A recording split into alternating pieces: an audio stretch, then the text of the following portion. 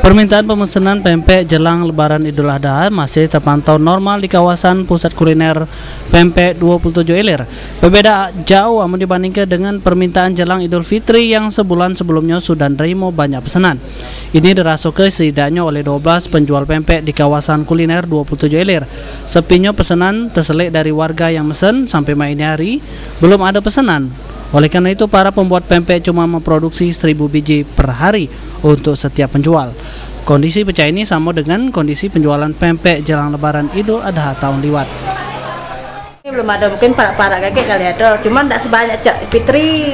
Kalau Fitri ya banyak, mana beribuan. Kalau haji ini? Haji kurang. Berapa lagi kurang? Ada pula banyak, yang paling 1000. Begitu. Ini belum ada yang mesen. Biasa kalau Lebaran Idul Fitri? Kalau Fitri sebulan seminggu lah puasa lah banyak.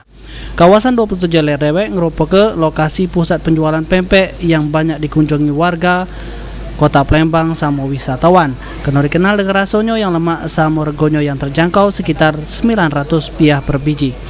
Sulaiman, PAL TV.